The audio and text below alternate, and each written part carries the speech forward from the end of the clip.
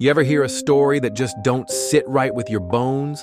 One of those tales that makes you question whether some places carry bad energy, like they remember pain and just soak in all the ugly stuff left behind? Well, I got one for you. It's about the Marlowe Hotel, a once grand place now swallowed up by the cold mountains and the kind of silence that don't feel natural. It's been closed for decades now, but there was a time, way back in the day, when it was a hotspot for the rich and restless. Tucked up in the Rockies, way off the grid, it was the kind of joint people went to disappear for a weekend or forever. Problem was, the Marlowe didn't forget the folks who stayed there. It kept them, one way or another. Now this story starts a couple decades back, when 5 old college friends, Tom, Sarah, David, Anna, and Mark, decided they were going to do one last big get-together. They were all pushing 40, scattered across the country, but they figured one weekend up in the snow would bring the memories back.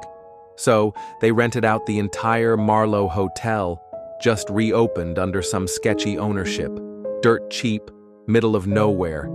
Figured it'd be quiet, no kids, no distractions. They piled into an old station wagon and drove through miles of frozen nothing until that monstrous old hotel came into view. Big as hell, with cracked marble steps and a busted neon sign that still tried to flicker Marlowe through the snowstorm. It was like the place had been waiting for them. Inside, it looked off. Grand chandelier hanging crooked, furniture covered in sheets that looked like ghosts if you squinted. You know that feeling when a building's just too quiet, like it's holding its breath? That was the lobby. They joked about it. Hell, they were drinking by the fire and laughing it up by the end of the first night. But Anna, she was always the sensitive one, kept glancing over her shoulder like someone was there. First night was weird, but nothing to write home about. Some lights flickering, a door that slammed on its own. Sarah said she heard footsteps upstairs. Tom brushed it off, said it was the pipes or old wood creaking. Classic Tom. But that second night? That's when the hotel really woke up. It started with David. He wandered off to check out the ballroom. He swore he heard music, said it sounded like an old waltz, soft and slow, echoing through the halls. Next thing you know, we hear a crash and find him lying on the floor, shaken to hell. He kept mumbling. There was a party. There were people dancing, but their faces. Later that night, Sarah said she saw a woman in the hallway, wearing an old blue dress, hair done up like she stepped out of the 1920s. She didn't walk. She glided. And when Sarah called out to her, the woman looked back. Her eyes were black as tar, no whites, no pupils, just 2 pits of nothing. Mark, he tried to laugh it off, even filmed some of it on his phone. But when he played it back, no sound, no video, just static, and in the middle of the white noise, a voice, real low, real soft, said, "They're not going to leave." By the third night, it wasn't just ghosts and shadows. The hotel started changing. Stairwells led to bricked-up walls. Rooms weren't where they were the day before.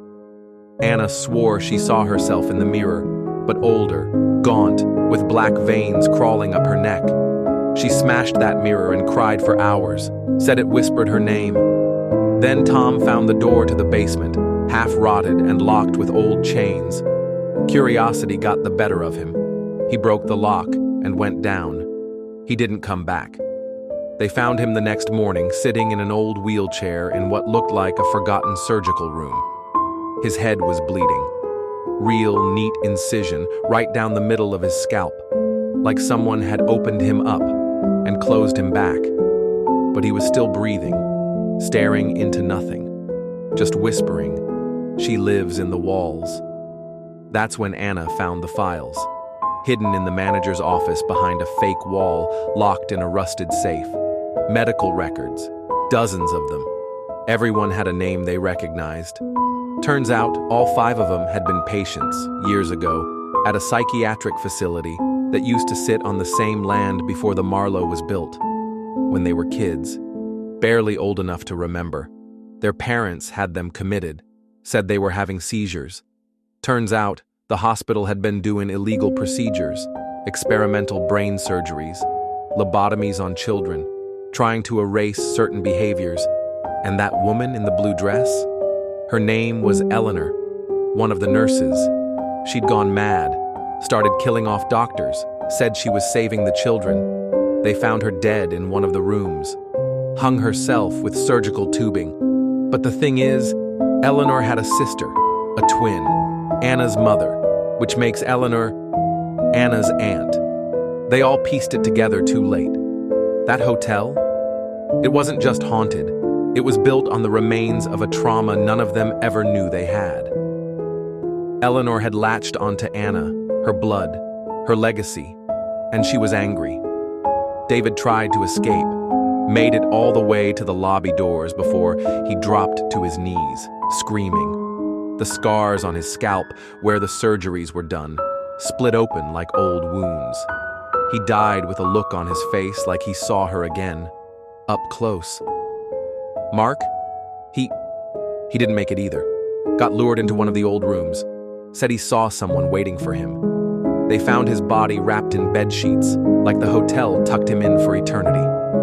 By the time help arrived, only Anna was left. Wandering the halls, muttering to herself, hands covered in ash. No injuries, no blood. Just her, and a single message carved into the wall behind her. Family never leaves. They say Marlowe's closed again, but people still talk. Hikers who pass the road say sometimes in the dead of winter they see a woman in blue standing by the window, waiting, watching. And every now and then, a letter arrives at someone's house. An old friend, a cousin, maybe just a stranger. Just a folded invite with no return address. Says, "You've been missed. Come visit the Marlowe Hotel. Your room is ready."